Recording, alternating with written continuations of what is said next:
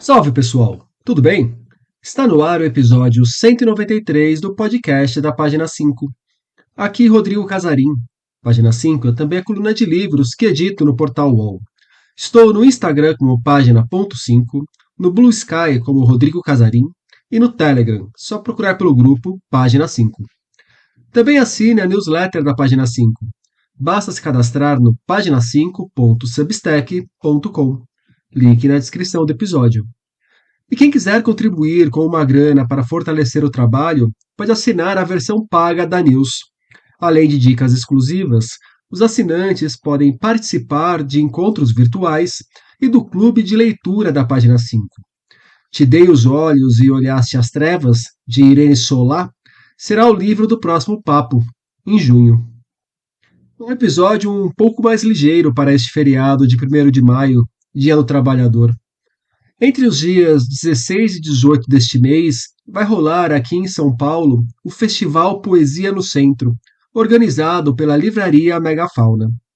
Subirão no palco do Teatro Cultura Artística poetas como Adelaide Ivanova, Ana Martins Marques, Marília Garcia, Oswaldo de Camargo e Prisca Agustoni.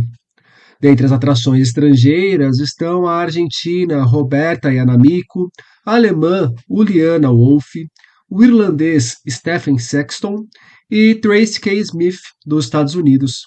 Deixarei o link com a programação completa do evento na descrição do episódio também. No intervalo entre uma mesa e outra, o Bar do Cultura Artística receberá uma programação paralela. Chamada de Megafone, é ali que dezenas de poetas poderão mostrar um pouco de sua poesia em apresentações breves. Por ali estarão artistas como Amara Moira, Mídria e Mariana Godoy. Foram quase 200 inscrições de pessoas querendo um espaço no megafone. Quem fez a curadoria dos nomes que estarão nesse palco foi Bruna Beber. Bruna é um dos nomes mais conhecidos de nossa cena poética. Ela é autora de livros como Veludo Rouco, Rua da Padaria, Ladainha e Sal de Fruta. O megafone e a poesia brasileira contemporânea foram os dois grandes assuntos do papo com Bruna. Bruna Beber, muito obrigado pela presença aqui no podcast da Página 5. Bruna, a gente está aqui para conversar principalmente por conta do megafone, que vai ser um dos espaços do Festival Poesia no Centro, um festival de poesia, como o nome deixa muito claro, que vai rolar aqui em São Paulo no meio de maio. E eu vi que você está fazendo a curadoria desse espaço que é o Megafone, e que dentro dessa curadoria você recebeu quase 200 ou mais de 200 inscrições quando um chamado foi aberto para pessoas que gostariam de eventualmente participar desse espaço, de mostrar seus poemas nesse espaço. Fico muito curioso para saber o que aparece quando você faz um chamado e chegam mais de 200 possibilidades, ou quase 200 possibilidades. O que tinha nesse mundo de poemas e poetas? Boa tarde, Rodrigo. Um prazer estar aqui no Página 5 para falar do megafone. Primeiro de tudo, um festival de poesia, né? Eu não tenho notícia, não tenho memória de um festival voltado exclusivamente para poesia no Brasil. Cheguei até a pesquisar sobre isso, mas estamos diante de um festival de poesia e nós fizemos uma chamada aberta. Primeiro que vai ter o palco, né? Tem a programação do palco, tem a programação do palco que foi coordenada pela Rita Palmeira, e essa programação paralela, que é o megafone, que acontece nos intervalos das mesas, em geral. Então, vão ser 10 megafones, sexta, sábado e domingo, de manhã à noite. Eu vou estar lá em todos os megafones, porque além da curadoria, eu também vou apresentar. Então, nós abrimos essa chamada aberta e chegamos a 200 nomes. Não me espanta, porque eu conheço bem a poesia contemporânea que está sendo feita no Brasil hoje, sobretudo em São Paulo, que é onde eu vivo. Então eu sei que, como sempre, tem muita gente escrevendo poesia, porque muita gente sempre escreveu poesia, e a cada ano que passa, mais pessoas publicam seus livros. E isso é maravilhoso, porque a gente tem editoras de todos os a gente tem editora de todos os portes, a gente tem concursos, a gente tem editais. Então é muito bom saber que a poesia, e não só a poesia, também a prosa, não está mais à mercê das poucas escolhas, né? Então, a iniciativa de publicar hoje ela é muito mais bem acolhida no mercado editorial. E então eu já sabia dessa profusão, acompanho essa profusão, acompanho os saraus, acompanho todos esses eventos, então não me espanta, mas, e claro, muito me alegra. Então, como montar uma grade? Primeiro, desses 200 nomes, selecionar 50 pessoas, 5 para cada megafone. Cada megafone tem 30 minutos, e cada pessoa tem de 3 a 5 minutos para falar seus poemas, ou cantar, ou tocar. Isso também será possível. Então, como montar a grade? Uma parte dessas inscrições eu já conhecia o trabalho das pessoas, mas a grande parte eu tinha ouvido falar, enfim, teve muitas surpresas, muitos nomes novos, até pessoas que estão em vias de publicar o primeiro livro. E assistindo, porque cada um que se inscreveu mandou uma prévia, né? Assistindo às apresentações e às leituras ao longo do tempo, eu já fui montando essa programação, né? Qual voz se alia mais a tal voz e vai estar em tal dia? Então, eu tentei, nesses 10 megafones, dar conta da diversidade, e não é chavão, é, de fato, uma diversidade muito grande de poetas e vozes inscritas.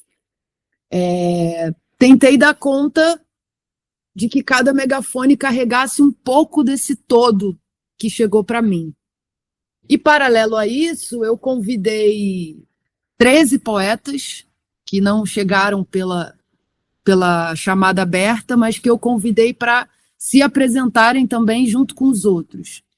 Então, a maioria dos megafones a gente vai ter um poeta a convite, e em 2 deles a gente tem 3 poetas, 2 poetas a convite. Então, digamos que durante 3 dias eu vou, enfim, conhecer, né, todas as apresentações que eu vi previamente e me encontrar com, no mínimo, 63 poetas. Eu ia até te perguntar isso um pouco mais adiante, mas era uma pergunta que eu ia fazer e coincide muito com o formato do megafone. Na hora que a gente pensa em literatura, fala sobre literatura, muita gente, eu diria que a imensa maioria das pessoas, ainda mais se a gente vai para além da bolha de pessoas que estão no dia a dia metidos com literatura, pensam na circulação da literatura via livro, via palavra escrita. Para compreender a poesia contemporânea, principalmente a brasileira, quão importante é extrapolar a palavra registrada em livro e olhar justamente para o que está acontecendo em cima dos palcos, para o que está acontecendo nos slams, o que está acontecendo na música também. A poesia, desde das suas primeiras manifestações no mundo, ela era falada, ela era cantada, tocada, dançada. E é uma coisa que desculpa te interromper, mas que eu super discutia na época do Nobel para o Bob Dylan, que eu falava, vocês podem concordar, podem discordar, mas esse argumento de que porque não está escrito não é poema vai contra a própria origem do gênero. Exato. Então, esses encontros, eles eram o ensejo principal para que a poesia acontecesse. Ela nunca parou de acontecer assim, né? Mesmo depois da invenção da palavra escrita, mesmo depois da invenção da prensa, poetas, uns mais afeitos, outros nem tão afeitos, nunca deixaram de falar os seus poemas, né?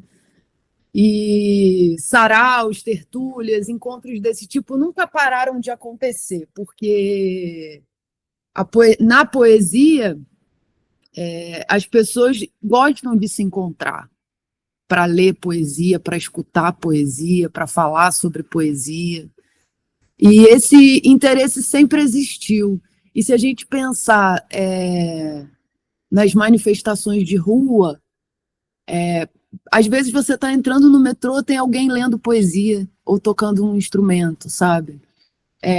Você vai num slam, tem alguém fazendo batalha. Então, a palavra falada, imbuída desse grão da poesia, por meio do poema, sempre circulou no mundo livremente.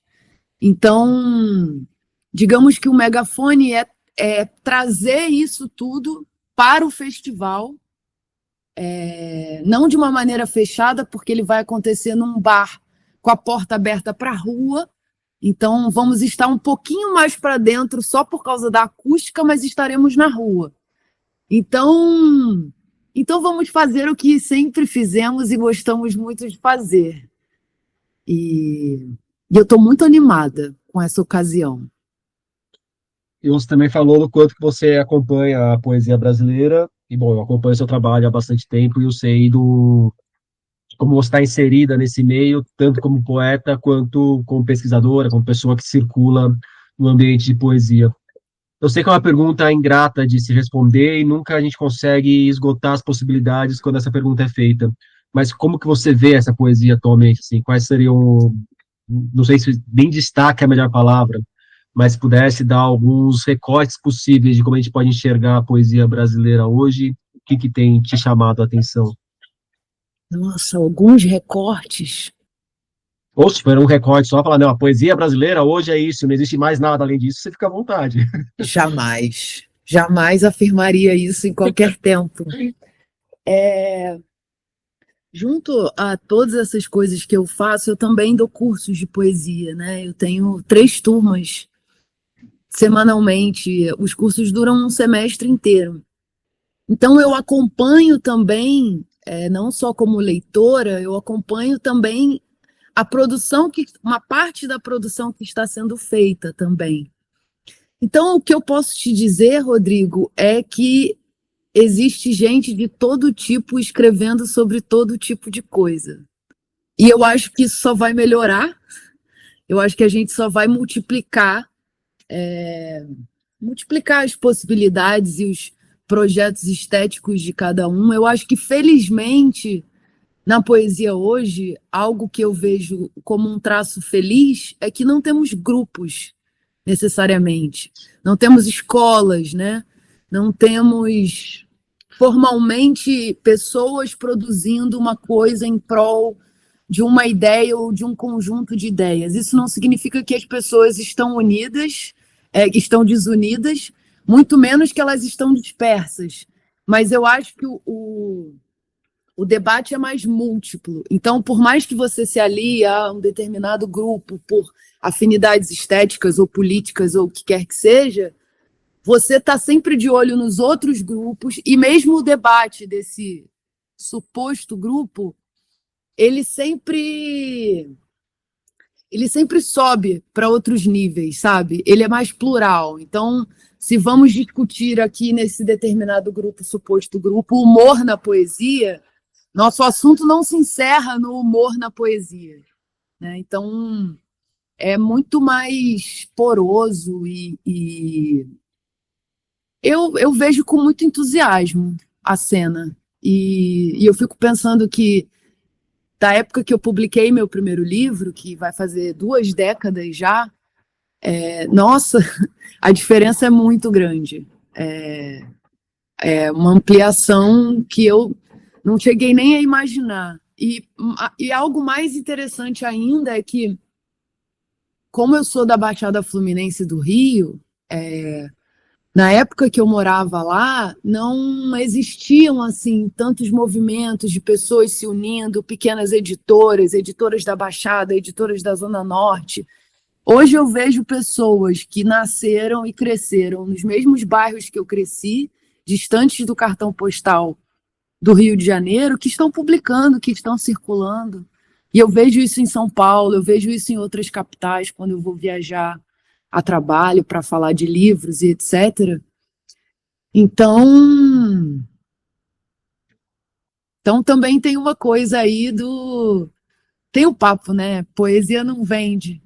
Mas existe um mercado, né? O capital chegou na poesia, queiramos ou não, mas chegou, e é isso aí. Queremos ser lidos e vender livros e circular com nossos livros. Uma das coisas que às vezes eu ouvi, ainda ouço relacionada à poesia, é que ela era muito livre justamente porque o capital estava longe dela. O que que o capital chegar na poesia acarreta? Não sei, é muito recente, mas eu vou esperar para ver. Eu acho que Tem um capital grande no seu bolso, aí você vê o que acontece, né?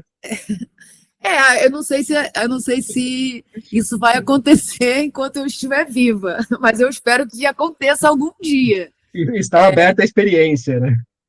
Não, e é muito bom que exista essa demanda, porque existe uma demanda pela poesia hoje, né?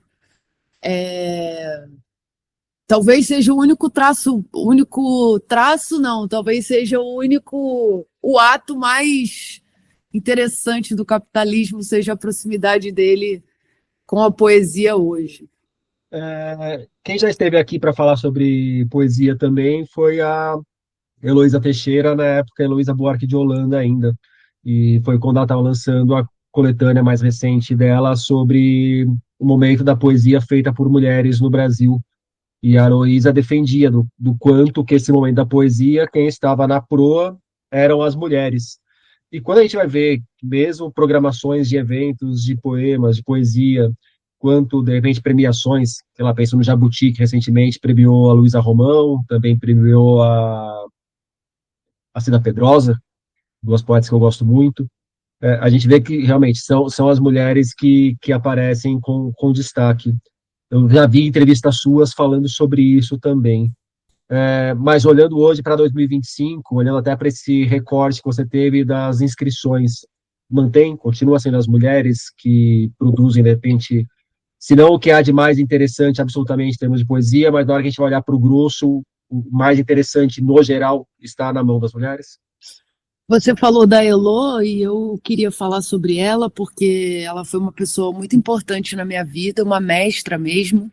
E a Elo, ela sempre teve interesse na poesia feita por mulheres e na poesia da periferia e na literatura como um todo das periferias, né?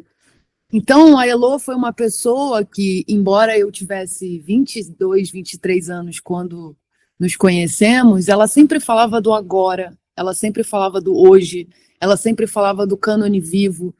E eu acho que isso não poderia se conectar mais com a matéria da poesia, que é o instante. Então, a Elo abriu meus olhos há 20 anos atrás para o agora, para o que estava acontecendo, para o instante. E eu acho que, de certa forma, eu acabei moldando minha carreira, assim, como curadora, como pesquisadora, como professora de poesia, também para o agora, né? Não dá para a gente virar as costas para o passado, e não é isso que eu estou propondo, e nem o que ela propunha, mas o que está acontecendo agora é muito importante, né? É muito bom a gente valorizar e comemorar, na medida do possível, o que está sendo feito agora, né? As pessoas estão vivas.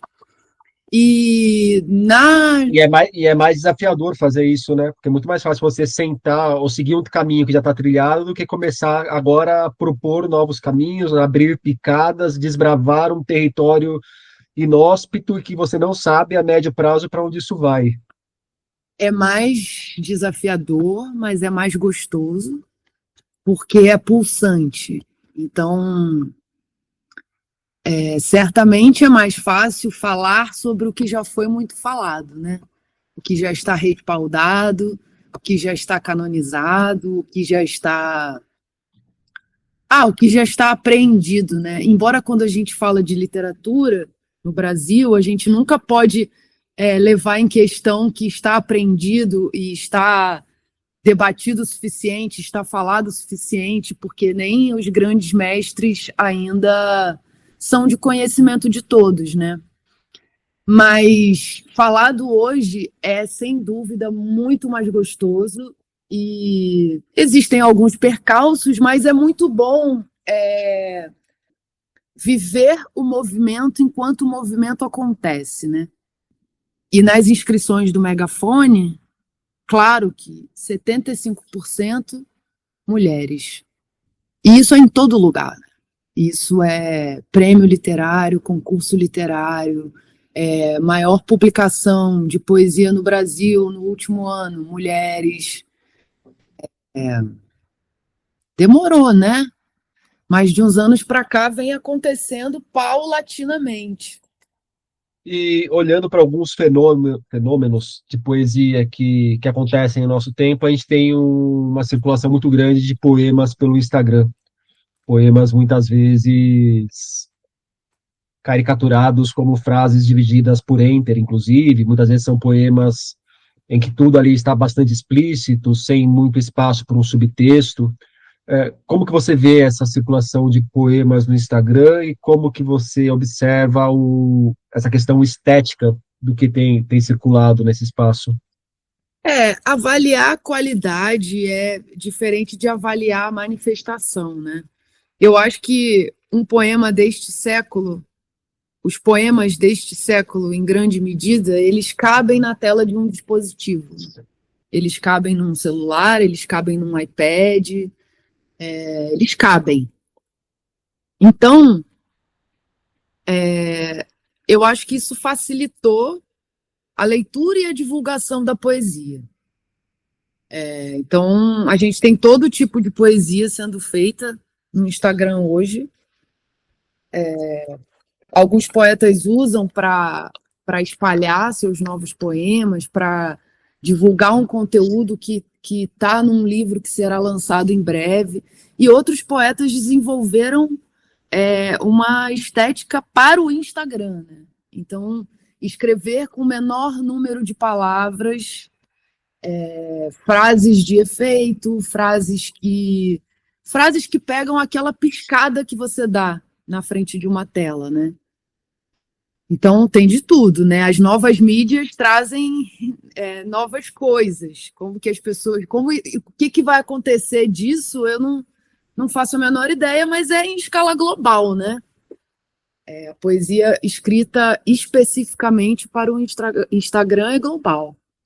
Então, indo para uma escala não exatamente global, mas saindo um pouco do Brasil, eu vi que na chamada para o Megafone pintaram também poetas de países como Angola, Estados Unidos, Inglaterra e gente da América Latina. E no meu trabalho, aqui no podcast, nos outros espaços da página 5, eu tenho um interesse muito grande pela literatura latino-americana, englobando o Brasil nesse latino-americana, mas também de pensar essa proximidade, distância, atritos e até o que é uma América Latina e como o Brasil se relaciona com ela.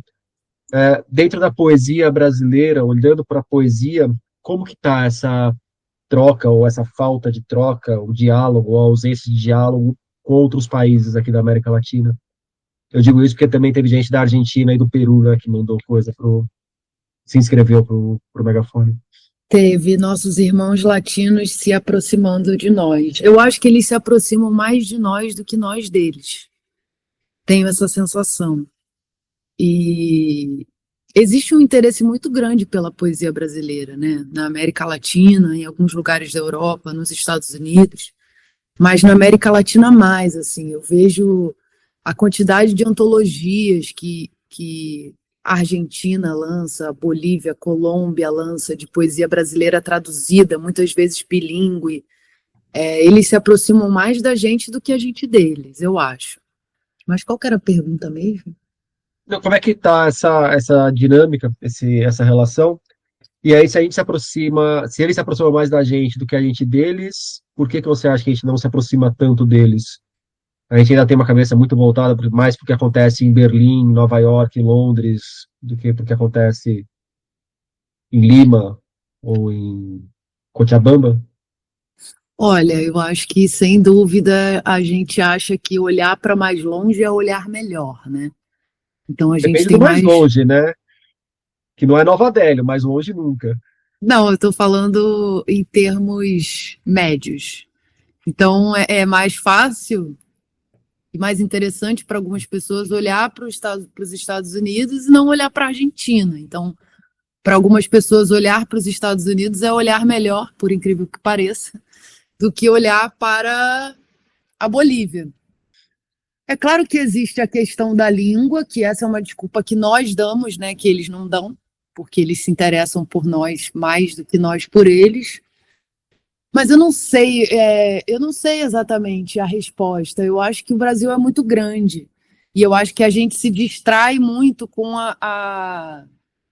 com as nossas culturas, né, que são infinitas e muito vastas. Então, aqui tem uma quantidade de cultura e gente escrevendo, gente cantando, gente pintando, que é, se comparado a outros países da América Latina, discrepante, e isso o território influi, né?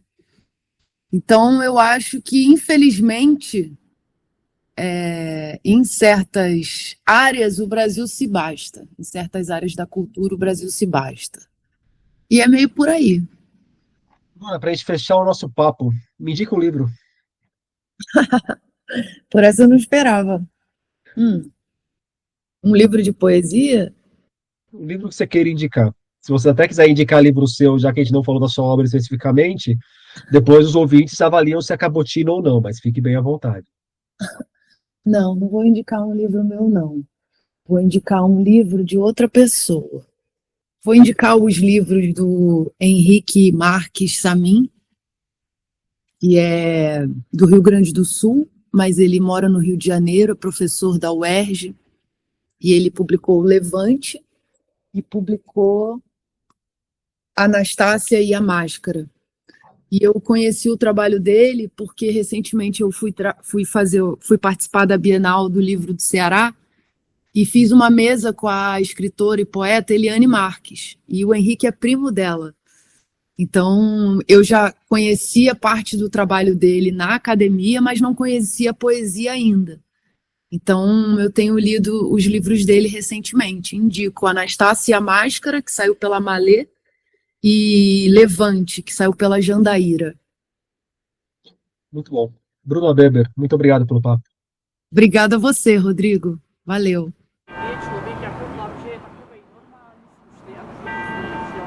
Por hoje é isso aí, pessoal. Indique o podcast para os amigos e inimigos. Um abraço, um beijo, um aperto de mão e até daqui 2 semanas.